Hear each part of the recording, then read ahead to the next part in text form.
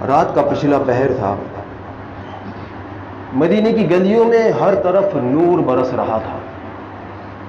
آبادی رحمتوں کی گود میں محو خواب تھی۔ آسمانوں کے دریچے کھل گئے تھے۔ فضائے بسیط میں فرشتوں کے پروں کی آواز دم بدم تیز ہوتی جا رہی تھی۔ عالم بالا کا یہ کارواں شاید مدینے کی زمین کا تقدس چومنے آ رہا تھا۔ اچانک کسی خاموش سناٹے میں بہت دور ایک آواز گونجی۔ فضاؤں کا سکوت ٹوٹ گیا۔ شبستان وجود کے سارے تار بکھر گئے اور ایمان کی تپش چنگاریوں کی طرح بال بال سے پھوٹنے لگی۔ میں خانہ عشق کا دروازہ کھلا، کوثر کی شراب چھلکی اور جذبہ اخلاص کی والہانہ سرمستیوں میں سارا ماحول ڈوب گیا۔ یہ غلامان اسلام کے آقا حضرت بلال رضی اللہ تعالیٰ عنہ کی آواز تھی، جس نے ہر گھر میں ایک ہنگامہ شوق برپا کر دیا تھا۔ اب مدینے کی ساری آبادی جاگ اٹھی تھی۔ سرور کونین صلی اللہ علیہ وسلم کا منادی ایک شکستہ گھر کے سامنے آواز دے رہا تھا، گلشن اسلام کی شادابی کے لیے خون کی ضرورت ہے۔ آج نماز فجر کے بعد مجاہدین کا لشکر ایک عظیم مہم پر روانہ ہو رہا ہے۔ مدینے کی ارجمند مائیں اپنے نوجوان شہزادوں کا نذرانہ لے کر فوراً بارگاہ رسالت میں حاضر ہو جائیں۔ کلمہ حق کی برتری کے لیے تڑپتی ہوئی لاشوں کو خوشنودی حق کی بشارت مبارک ہو، مبارک ہو۔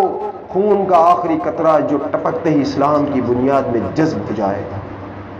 ایک ٹوٹے ہوئے دل کی طرح یہ ٹوٹا ہوا گھر ایک بیوہ عورت کا تھا۔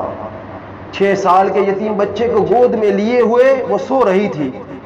حضرت بلال کی آواز سن کر چونک پڑی، دروازے پر کھڑی ہو کر پھر غور سے سنا۔ سنتے ہی دل کی چوٹ ابھر آئی، آنکھیں آنسوؤں سے جلتل ہو گئی۔ 6 سال کا یتیم بچہ سویا ہوا تھا، ماں رو رہی تھی۔ فرط محبت میں بچے کو سینے سے چمٹا لیا۔ سسکیوں کی آواز سن کر بچے نے آنکھیں کھول دی۔ ماں کو روتا ہوا دیکھ کر بے تاب ہو گیا۔ گلے میں ہاتھ ڈال کر پیاری اداؤں کے ساتھ ماں سے پوچھا، ماں کیوں رو رہی ہو؟ کہاں تکلیف ہے تمہیں؟ ایک ناسمجھ بچے کو کیا معلوم کہ حسرتوں کی چوٹ کتنی دردناک ہوتی ہے۔ کہاں چوٹ ہے یہ نہیں بتایا جا سکتا، لیکن اس کی تکلیف سے سارا جسم ٹوٹنے لگتا ہے۔ پھر ایک بیوہ عورت کا دل تو اتنا نازک ہوتا ہے کہ ذرا سی ٹھیس سے چور چور ہو جاتا ہے۔ بچے کے سوال پر ماں کا دل اور بھر آیا۔ غم کی چوٹ سے یک بیک جذبات کا دھارا پھوٹ پڑا۔ گرم گرم آنسوؤں سے آنچل کا کونا بھیگ گیا۔ بچہ بھی ماں کی حالت دیکھ کر رونے لگا۔ ماں نے بچے کے آنسو پہنچتے ہوئے کہا، میرے لال مت رو، یتیموں کا رونا عرش کا دل ہلا دیتا ہے۔ تمہارے گریہ درد سے غم کی چوٹ اور تازہ ہو جائے گی۔ بدر کی وادی میں ابدی نیند سونے والے اپنے شہید باپ کی روح کو مت تڑپاؤ۔ دنیا چھوڑنے کے بعد بھی شہیدوں کے دل کا رابطہ اپنے خون کے رشتوں سے باقی رہتا ہے۔ چپ ہو جاؤ، مت رو میرے لال۔ مگر بچہ روتا رہا، وہ بضد تھا، ماں کیوں رو رہی ہو؟ بالآخر اپنے بچے کے لیے ماں کی آنکھ کا ابلتا ہوا چشمہ سوکھ گیا۔ ماں نے بچے کو تسلی دیتے ہوئے کہا، بیٹا ابھی حضرت بلال، وہ بلال جنہیں ہم دہکتی ہوئی آگ کا نکھرا ہوا سونا کہتے ہیں، یہ اعلان کرتے ہوئے گزرے ہیں کہ اسلام کا پرچم دشمنوں کی ضد پر ہے۔ آج نماز فجر کے بعد مجاہدین کا ایک لشکر میدان جنگ کی طرف روانہ ہو رہا ہے۔ آقا کونین نے اپنے جاں باز وفاداروں کو آواز دی ہے۔ آج غیرت حق کا سمندر ہلکولے لے رہا ہے۔ رحمتوں کے تاجدار آج ایک ایک قطرہ خون پر جنتوں کی بہار لٹا دیں گے۔ ایک لمحے میں آج قسمتوں کی ساری شکن مٹ جائے گی۔ کتنی خوش نصیب ہوں گی وہ مادر ملت، یعنی وہ مائیں جو سپیدہ سحر، جو جیسے اس سحر کی روشنی میں اپنے نوجوان صاحبزادوں کا نذرانہ لیے ہوئے آقا کی بارگاہ میں حاضر ہوں گی۔ کتنی قابل رش ہوں گی ان کی یہ التجا، یا رسول اللہ ہم اپنے جگر کے ٹکڑے آپ کے قدموں پر نثار کرنے کے لیے لائی ہیں۔ اسی آرزو میں انہیں دودھ پلا پلا کر جوان کیا تھا کہ ایک دن کے لہو سے دین کا چمن سیراب ہوگا۔ یا رسول اللہ ہمارے ارمانوں کی حقیر قربانی قبول فرما لیں، سرکار عمر بھر کی محنت وصول ہو جائے گی۔ یہ کہتے کہتے ماں کی آنکھیں پھر بھر آئی، اور بھرائی ہوئی آواز میں بچہ ماں کو روتا دیکھ کر مچل گیا۔ ماں نے کہا بیٹا ضد نہ کرو، دل کی چوٹ تم ابھی نہیں سمجھ سکتے، میں اپنے نصیب کو رو رہی ہوں۔ کاش آج میری گود میں بھی کوئی نوجوان بیٹا ہوتا تو میں اپنا نذرانہ شوق لیے رحمت عالم کی بارگاہ میں حاضر ہوتی۔ افسوس کہ آج آخرت کے سب سے بڑے اعزاز سے محروم ہو گئی۔ یہ کہتے کہتے پھر دل کا درد جاگ اٹھا، پھر غم کی تپش بڑھ گئی، اور پھر آنکھوں کے چشمے سے آنسو ابلنے لگے۔ بچے نے ماں کو چپ کراتے ہوئے کہا اس میں رونے کی کیا بات ہے ماں، تمہاری گود تو خالی نہیں ہے، رحمت عالم کے حضور میں سب اپنے جوان بیٹوں کو لے کر جائیں گے، تم بھی مجھ کو لے کر چلو۔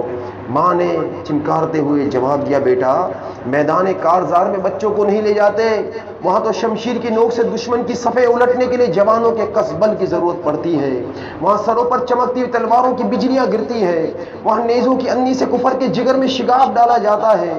میرے لال وہ قتل و خون کی سرزمین ہے، تم وہاں جا کر کیا کرو گے؟ بچے نے ضد کرتے ہوئے کہا یہ ٹھیک ہے کہ میں اپنی کم سنی کے باعث ہم میدان کارزار میں جانے کے قابل تو نہیں ہیں، لیکن بارگاہ رسالت میں حاضری کے لیے تو عمر کی کوئی قید نہیں ہے۔ ہماری قربانی سرکار نے قبول فرما لی تو زہ نصیب، اور اگر بچہ سمجھ کر واپس کر دیا تو کم از کم اس کا تو غم نہیں رہے گا کہ اسلام کے لیے جان کی نظر پیش کرنے سے ہم محروم رہ گئے۔ جان چھوٹی ہو یا بڑی، بہرحال جان ہے، اور جان ہونے کی حیثیت سے دونوں کی قسمت میں کوئی فرق نہیں۔ ماں نے فرط محبت میں اپنے بچے کا منہ چوم لیا اور حیرت سے منہ تکنے لگی۔ اس کم سنی میں داناؤں جیسا شعور صرف اس رحمت خاص کا صدقہ ہے جو یتیموں کے نگران ہے۔ صبح ہوتے ہی جلوہ زیبا کے پروانے آنکھوں میں خمار شوق لیے مسجد نبوی کی طرف تیزی سے بڑھ رہے تھے۔ درد آشنا دلوں کے لیے ایک رات کا لمحہ فراق بھی طویل مدت کی طرح بوجھل ہو گیا تھا۔ حجرہ عائشہ کہ خورشید کی پہلی کرن کے نظارے کے لیے ہر نگاہ اشتیاق آرزودا کی تصویر بنی ہوئی تھی۔ نماز فجر کے بعد مسجد نبوی کے میدان میں مجاہدین کی قطاریں کھڑی ہو گئی۔ جو نوجوان محاذ جنگ پر جانے کے لیے قابل تھے انہیں لے لیا گیا، باقی واپس کر دیے گئے۔ انتخاب کے کام سے فارغ ہو کر سرکار دو عالم صلی اللہ علیہ وسلم واپس تشریف لا ہی رہے تھے کہ ایک پردہ نشین خاتون پر نظر پڑی جو 6 سال کا بچہ لیے کنارے کھڑی تھی۔ سرکار نے حضرت بلال سے ارشاد فرمایا اس خاتون سے جا کر پوچھو اور بارگاہ رحمت میں کیا فریاد لے کر آئی ہے۔ حضرت بلال رضی اللہ تعالی عنہ نے قریب جا کر نہایت ادب سے پوچھا دربار رسالت میں آپ کیا فریاد لے کر حاضر ہوئی ہیں؟ خاتون نے بھرائی ہوئی آواز میں جواب دیا آج رات کے پچھلے پہر آپ اعلان کرتے ہوئے میرے گھر کے سامنے سے گزرے۔ اعلان سن کر میرا دل تڑپ اٹھا۔ میرے گھر میں کوئی جوان نہیں تھا جس کے خون کی اسلام کی بارگاہ میں نظر پیش کرتی۔ 6 سال کا یہ یتیم بچہ ہے جس کا باپ گزشتہ سال جنگ بدر میں جام شہادت سے سیراب ہوا۔ یہی کل میری زندگی ہے جسے سرکار کے قدموں پر نثار کرنے کے لیے لائی ہوں۔ حضرت بلال نے بچے کو گود میں اٹھا لیا اور سرکار کی خدمت میں پیش کرتے ہوئے سارا ماجرا کہہ سنایا۔ میرے آقا صلی اللہ علیہ وسلم نے بچے کو آغوش رحمت میں جگہ دی، سر پر ہاتھ پھیرا، پیار کیا اور نہایت شفقت کے ساتھ ارشاد فرمایا میری رحمتوں کے محبوب صاحبزادے تم ابھی کم سن ہو، محاذ جنگ پر جوانوں کی ضرورت پڑتی ہے، ابھی تم اپنی ماں کی آغوش میں پلو بڑھو اور گلشن اسلام کی بہار بنو۔ جب تمہارے بازو میں کسبل پیدا ہو جائے گا تو میدان جنگ خود تمہیں آواز دے دے گا۔ بچے نے اپنی تتلائی ہوئی زبان سے کہا یا رسول اللہ میں نے اپنی امی جان کو دیکھا ہے کہ جب وہ چولہا جلاتی ہے تو پہلے چھوٹے چھوٹے تنکوں کو سلگاتی ہے، جب آگ دہکنے لگتی ہے تو پھر موٹی موٹی لکڑیاں ڈالتی ہے۔ یا رسول اللہ میں جنگ کرنے کے قابل تو نہیں ہوں، لیکن کیا میدان کارزار کو گرم کرنے کے لیے مجھ سے تنکوں کا کام بھی نہیں لیا جا سکتا؟ اگر آپ مجھے اپنے ہمراہ نہیں لے گئے تو میری امی روتے روتے ہلکان ہو جائے گی. اس غم میں ہر وقت روتی رہتی ہے کہ آج میری گود میں بھی کوئی جوان بیٹا ہوتا تو میں بھی اسے اسلام کی نظر کر کے سرکار کی خوشنودی کا اعزاز حاصل کرتی. جن پیاری اداؤں کے ساتھ بچے نے اپنی زبان میں دل کے حوصلے کا اظہار کیا، سارے مجمع پر رکت طاری ہو گئی. سرکار صلی اللہ علیہ وسلم بھی فرط اثر سے آبدیدہ ہو گئے. حضرت بلال سے فرمایا، جا کر اس بچے کی ماں سے کہہ دو کہ اس کی ننھی جان کی قربانی قبول کر لی گئی ہے. قیامت کے دن وہ غازیان اسلام کی ماؤں کی صفوں میں اٹھائی جائے گی. آج سے خدا کی ایک مقدس امانت سمجھ کر وہ بچے کی پرورش کا فرض انجام دے اور خدا کے یہاں بال بال کا اجر محفوظ رہے گا. میرے عزیز بھائیوں، یہ جذبہ تھا ہمارے اسلاف کا کہ دین کے لیے سب کچھ قربان کرنا ہے. 6 سال کا بچہ ہے اور افسوس ہے کہ کاش کہ کوئی جوان بچہ ہوتا تو میں اسے بھی دین کی راہ میں قربان کر دوں. پچھلے سال شہادت کا مرتبہ شوہر پا چکا ہے، لیکن پھر بھی چین نہیں ہے. اللہ کے حبیب کو راضی کرنا ہے، اللہ کا حبیب اس سے راضی ہو جائے، اللہ کا محبوب اس سے راضی ہو جائے. کل قیامت میں جب میں اٹھوں تو میں شہیدوں کی ماں کے اندر کی صفوں کے اندر مجھے کھڑا کیا جائے. ایک جذبات ہوتا جس کی وجہ سے اسلام بڑھتا گیا کہاں سے کہاں تک پہنچ گیا. آج پھر ان جذبوں کی ضرورت ہے. ہم نے اس ملک کو حاصل کیا، اسلام کے نام پر حاصل کر لیا. 10 لاکھ کے آس پاس مسلمانوں کو شہید کیا گیا. اس کے بعد جا کر ہمیں یہ ملک ملا ہے. اس ملک کو ہم نے اسلام کے نام پر حاصل کیا. ہمارے لیے کوئی وہاں پر اسلام پر عمل کرنے کے لیے کوئی ہندوستان میں کوئی قید و بند نہیں تھی، بندشیں نہیں تھی. مقصد صرف یہی تھا، ہندو الگ قوم ہے، مسلمان الگ قوم ہے. ہم اسلام کے مطابق اپنی زندگی بسر کریں گے. ہمارا ملک ہوگا جہاں پر اللہ کا قانون ہوگا، جہاں پر اسلامی نظام ہوگا. ہندوستان میں ہم اسلامی نظام نافذ نہیں کر سکتے کیونکہ ہندوؤں کی اکثریت ہے. ہمارا اپنا ملک ہوگا، ہم وہاں پر اسلام کے مطابق زندگی گزاریں گے، اسلامی نظام ہوگا. لیکن ہائے افسوس، جس اسلام کے نام پر ہم نے اس ملک کو حاصل کیا، آج تک وہ اس کا نظام ہم نے اس ملک میں نافذ نہیں کیا. غیروں کا نظام نافذ کر دیا. وہی انگریزوں کا نظام جس کے اندر ہم ہندوستان میں جیتے تھے، وہی انگریزوں کا نظام اس ملک میں نافذ کر دیا گیا. میرے عزیز بھائیوں، ذرا سوچئے کہ ہم ان 10 لاکھ شہیدوں کو کیا منہ دکھائیں گے. انہوں نے پوچھ لیا کہ ہم نے تو اپنی جانیں پیش کی تھی کہ ملک حاصل کیا جائے جہاں پر اسلامی نظام ہو. ان کو کیا منہ دکھائیں گے؟ ان کے سامنے کیا جائیں گے؟ اللہ کے حبیب کو کیا منہ دکھائیں گے؟ اللہ عز و جل کی بارگاہ میں کس منہ سے ہم حاضری دیں گے کہ ہم نے اس ملک کو حاصل کیا؟ یہ ملک جہاں پر نظام انگریزوں کا، جس کی معیشت سود کے اوپر ہے، جہاں پر سود کے اوپر لین دین ہے، کاروبار سود کے اوپر ہے، جہاں پر آج بھی ابھی پچھلے دنوں میں نے ایک نیوز کے اندر میں نے اس میں اعلان سنا کہ نوجوانوں کو قرضے دیے جائیں گے، غالباً 5 لاکھ تک کا قرضہ دیا جائے گا کہ وہ روزگار حاصل کریں. لیکن کس قسمت کے اندر 3% ان کو سود دینا پڑے گا. یعنی سود دینا پڑے گا. کم کر دیا ہے ہم نے سود، لیکن سود دینا پڑے گا. آج بھی وہی سوچ، وہی سود والی سوچ. اب بتائیے پھر اس ملک کے اندر یہ مصیبتیں نہیں آئیں گی تو کیا ہوگا؟ آج ہمارے کاروبار تباہ ہو چکے ہیں.